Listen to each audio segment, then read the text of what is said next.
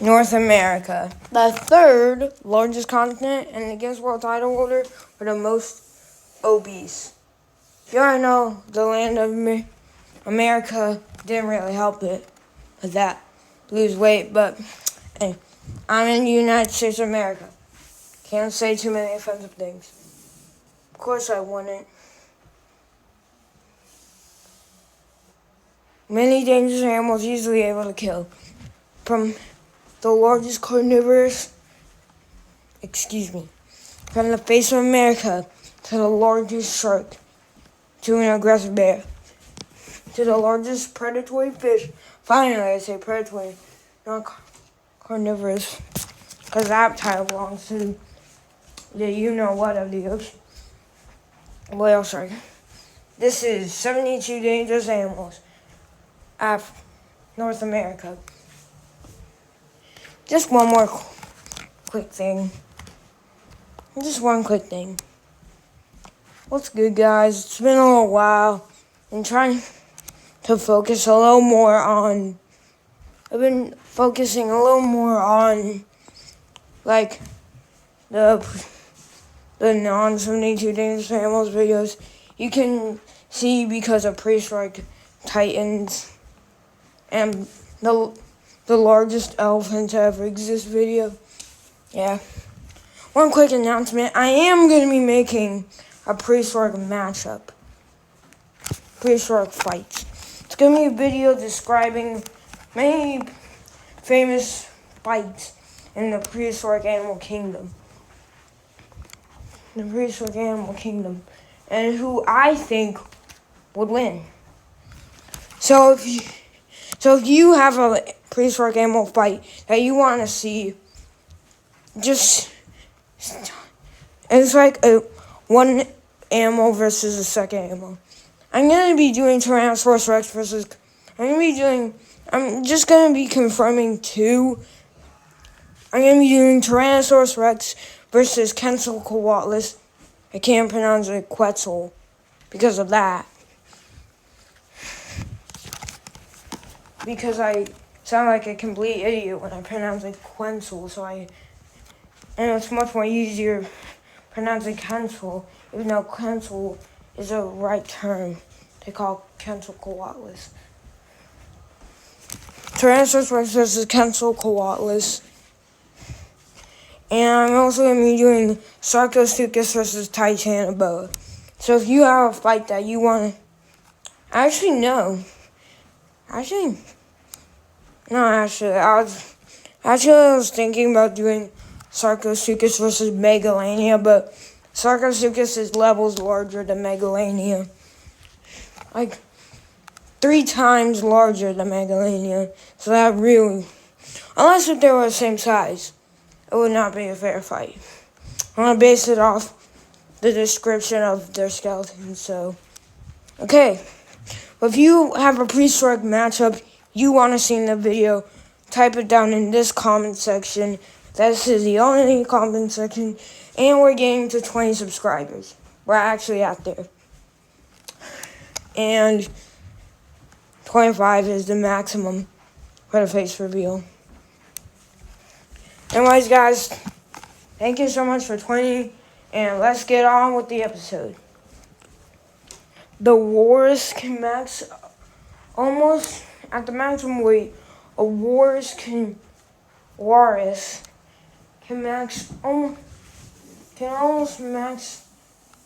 around 1 ton. I think they almost make 2 tons. That would be over heavy for them, because they're smaller than great whites. I don't know why, but I just use great white shark units. I don't know why. The walrus is the second largest pinniped to ever exist, to ever live on the planet. And they can only be found in North America's colder areas, such as Alaska, maybe in Denmark. I don't think Denmark got beaches. And mostly found in Canada. I think Greenland, but then I think Greenland is most likely Europe and not North America territory. But yeah. Finally, the second largest pinniped in the world comes into our 72. But they're not as dangerous as you think.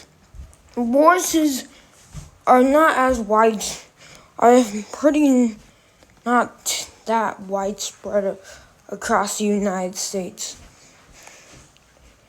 They're only being found in Alaska, the largest state of the United States, and Denmark, which is definitely not. I think Denmark's in what I say Europe. I think they're in. What was that? What's that state in the United States? H that begins with C. Oh wow. That's cold. I'll probably remember it at a later point in the video, so let's all forget about it. These predators only feed on hard animals like crustaceans. They're solely crustacean diet. Many people are still on debate.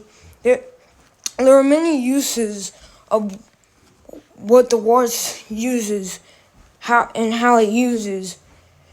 There's many ways the walrus uses its tusks. First, originally when it was first discovered, it was believed that some people did believe that the walrus would have used the tusks similar to narwhals and cut away in the ice for them to breathe. Other people also, they use them to hunt prey. Hard clams. How do you expect them? The walrus is a only clam hunter. So and there's actually evidence to prove that the walrus uses its tusks to crush the animals. Crush the shells and suck up the clam. I think they mostly eat oysters. Another thing that the walrus uses its tusks for is stab into the ice and pull themselves onto icebergs. Icebergs are already very hard, and with the size comparison of the iceberg above the water that hit the iceberg that hit the Titanic above water, which I think was around 3 feet. God who knows how, I think it was 10 feet out of the water, under 10 feet out of the water. God who knows how much of iceberg was under there.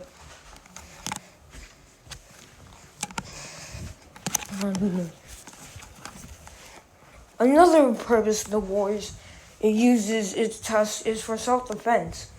Walruses don't often use their tusks for self-defense.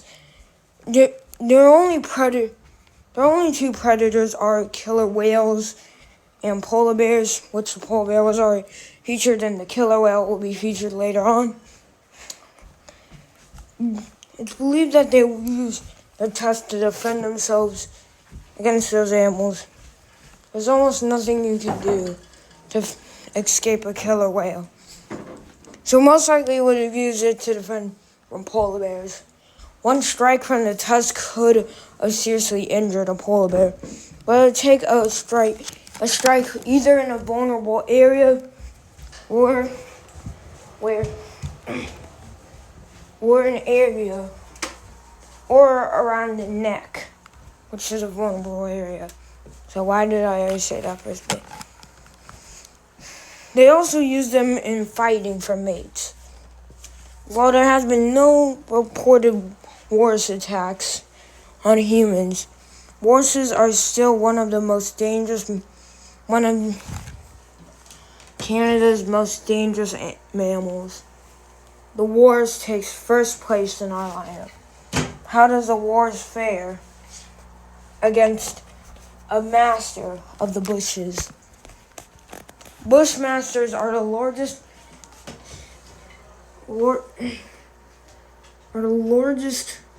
pit viper.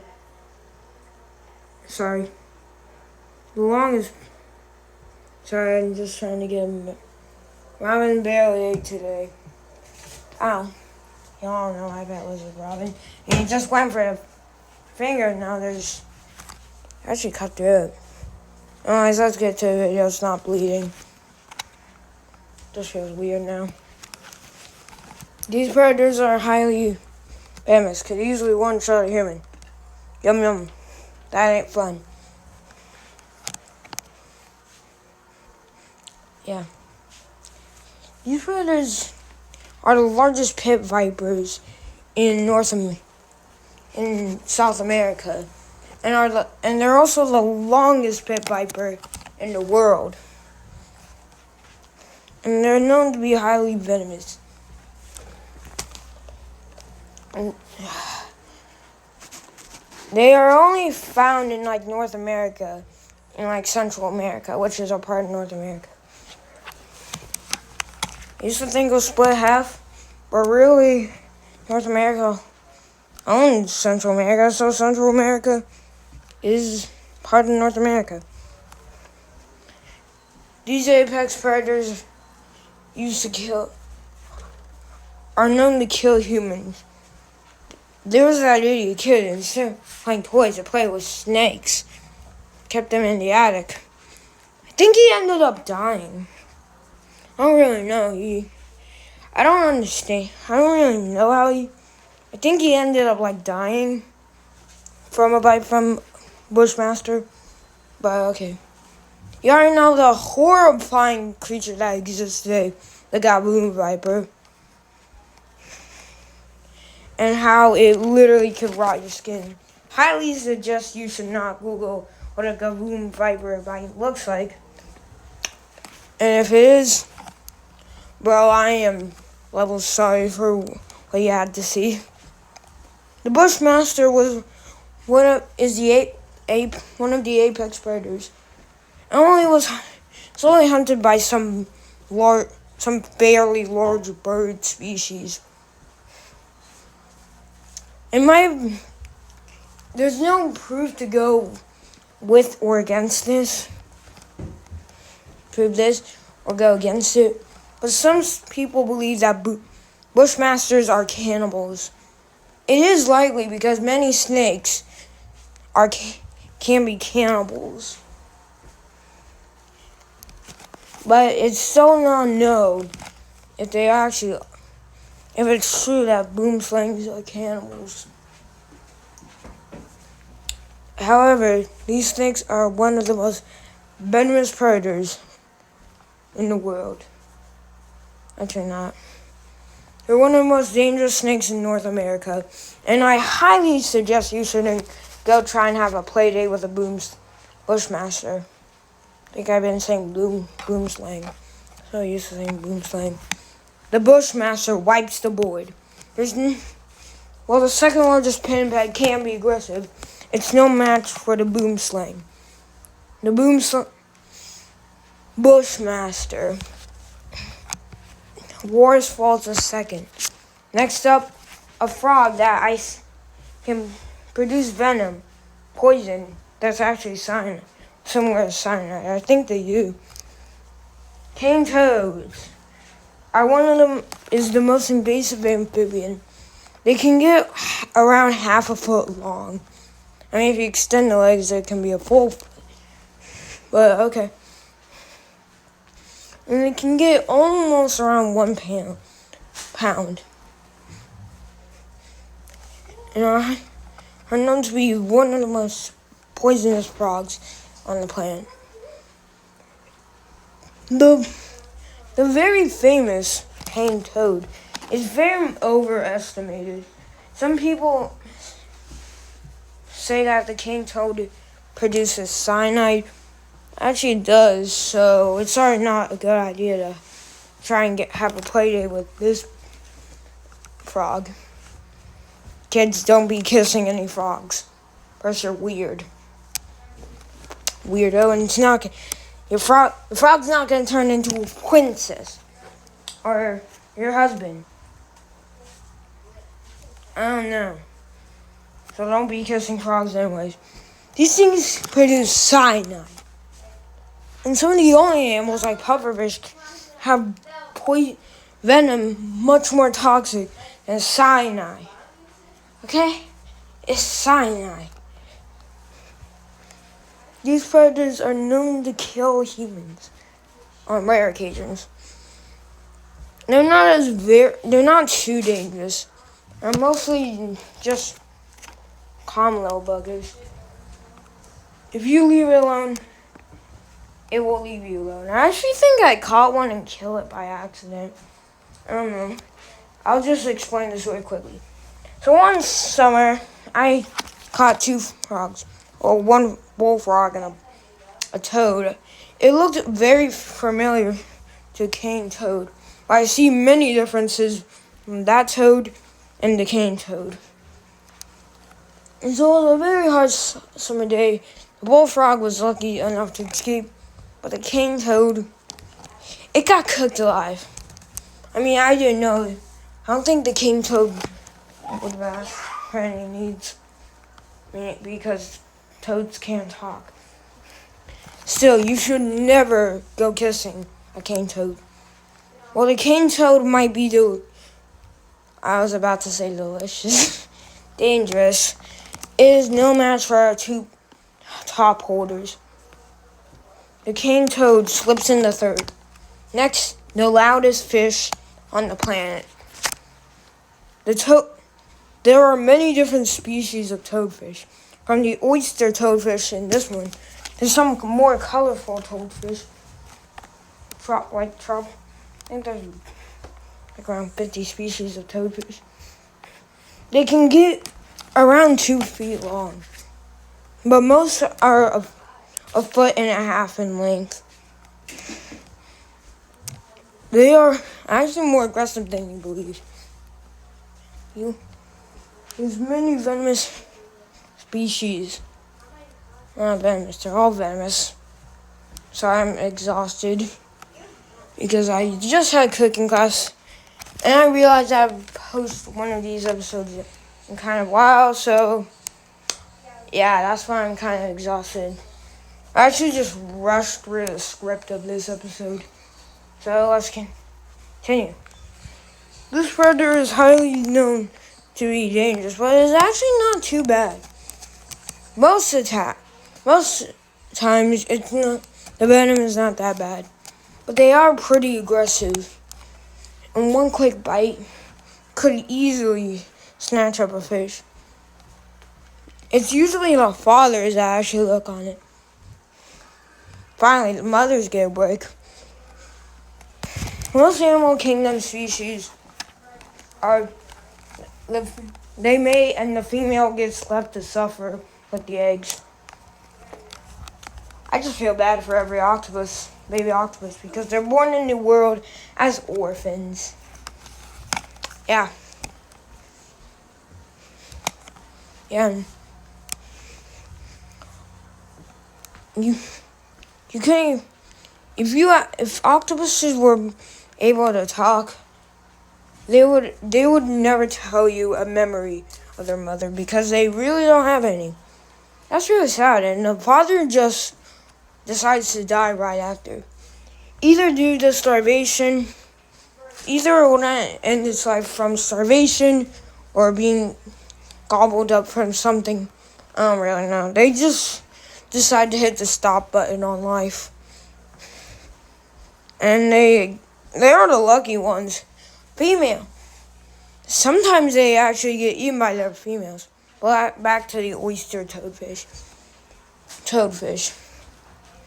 Commonly, toadfish are camouflage, but most species that can't camouflage the best dig under the sand. That makes them more of a risk, like the stargazer. Because if you step on them, there's venom. And oh boy. At one point, oyster toadfish were mating, and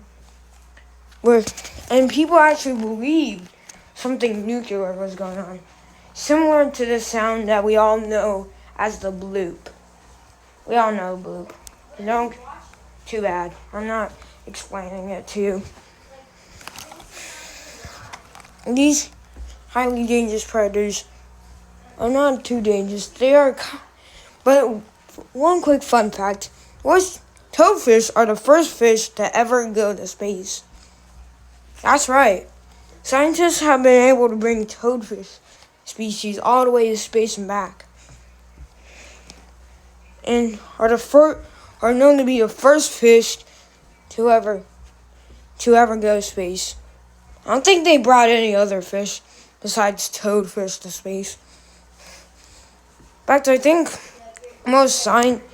many scientists were discovering facts about toadfish in space.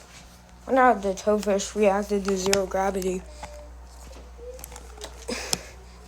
Actually, that would kill them because the salt water will float up.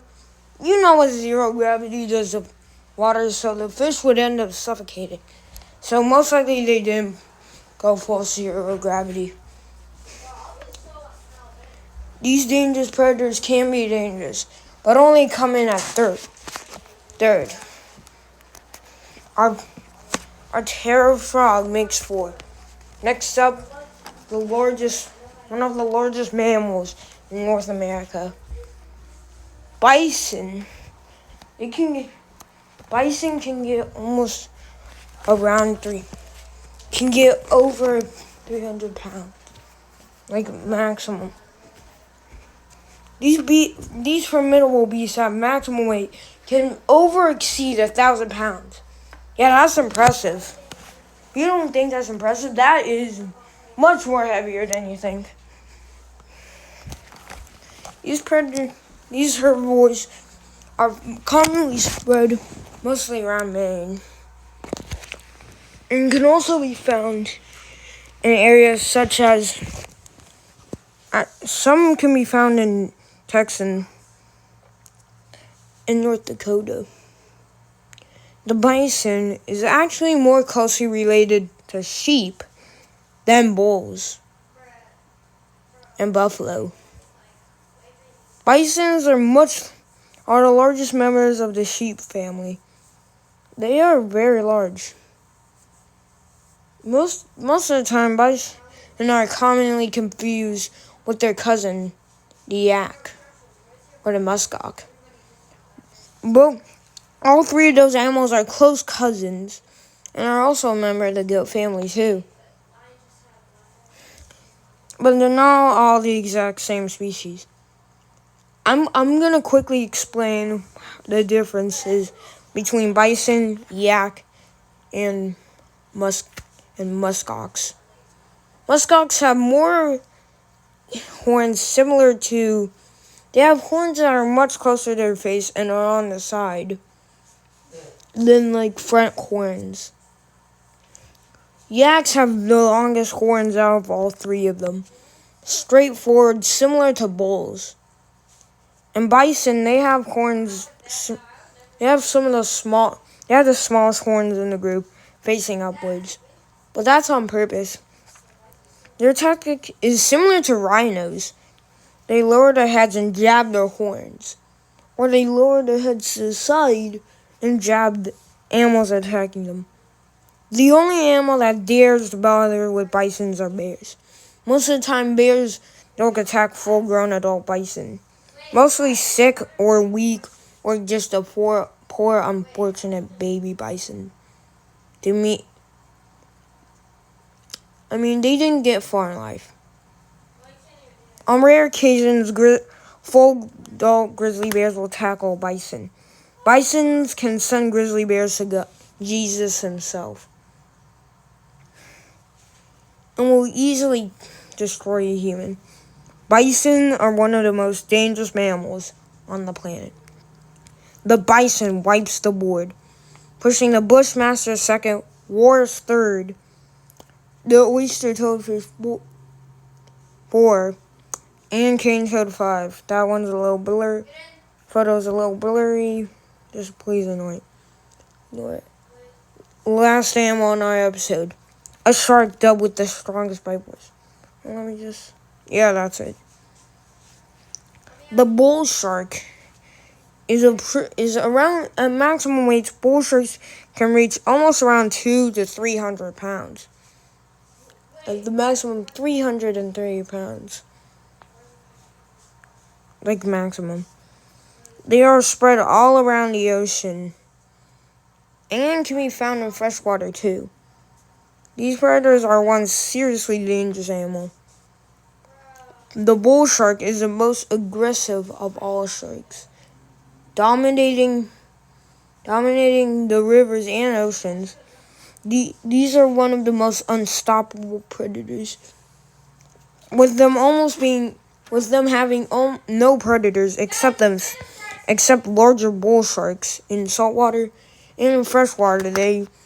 In Florida, they have to deal with the American alligator. He's already in the final list. Bull sharks are much more dangerous than you actually think they are. The bull shark is insanely fast shark. They don't often use their speed to attack, like the mako. These predators most of the time use for their sneakiness to sneak up on prey. And once they do, they attack, tearing their prey to many pieces. They will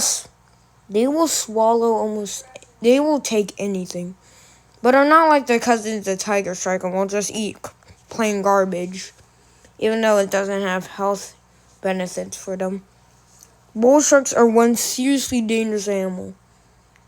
Almost nothing will dare mess with a bull shark. The bull shark is extremely dangerous, and it can top the bushmaster and the other four. It can top the bushmaster and the other four, but it can't top the bison. Bison attacks are more common than bull shark attacks. The bull shark must make second, pushing the bushmaster third, boars fourth, toadfish 5, and cane toad 6. The bison wins this episode and moves on to our finalists. Next episode, the group hunters. Killer bees face off against rabid wolf dogs. Aggressive sharks face up against barracudas and crazy ants. The crazy killing ants face off against the sandflies.